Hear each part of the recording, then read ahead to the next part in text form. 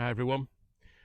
I'm outside at the locks on the Huddersfield Narrow Canal just near the studio today, and then what I'm going to do is do some sketching and take those back into the studio and work up some of the sketches into paintings. So I'm going to crack on, see what happens.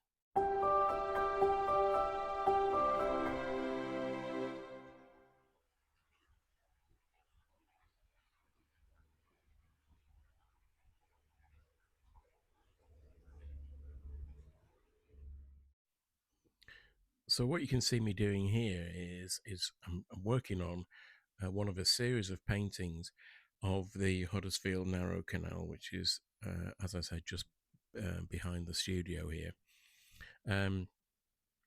I've done the underpainting, the staining and the priming and all that sort of stuff, the preparatory work. I've done that in acrylics purely because it takes less time for the acrylics to dry. If I'd have done it with oil paints, I'd have been waiting days, possibly weeks, for the underpainting to dry properly before I could put more layers of oil paint on. So here you can see the details that I'm putting on, and this is all done with oil paint. So you can see here that the acrylic paints are the darker colors underneath, and the brighter colors you can see are the oil paints done over the top. And in this way you get the best of both worlds. You get the beauty and the immediacy of acrylics, but you can also get the feel and the buttery quality of oil paints over the top.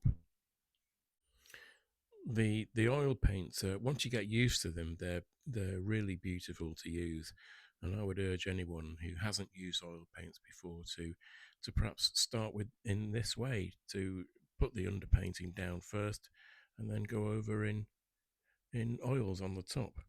You can see here these are some of the sketches that I've used to produce this painting.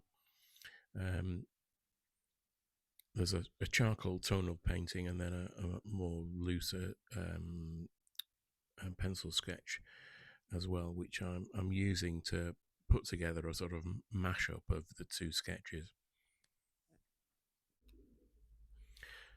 The nice thing about oils as well is that you can also draw on the top with oil pastels, oil sticks. Even soft pastels will work if the paint's dry enough. So it doesn't mean that you can't use mixed media over the top of the oil paints.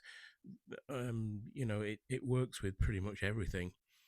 You can see here I'm just adding some tiny little details to bring the painting to life. This is in the finishing stages of the painting. The other thing with oil paints is that they're beautiful to use, and I do miss the smell of them as well in the studio. The waft of oil paints and terps. Obviously you don't get that with acrylics, but I do miss it when I don't use oil paints. So here, the tiny little details, I'm trying to keep those to one particular area of the painting in the center, and the rest of it is really just a foil to that particularly highly detailed section of the painting which is in the center. So it doesn't really do to fill the whole painting with these tiny little details, because otherwise your painting just gets too busy. It's something I've mentioned in other videos as well, but it's a really good way of focusing the viewer's attention in a particular area. And here is the finished work.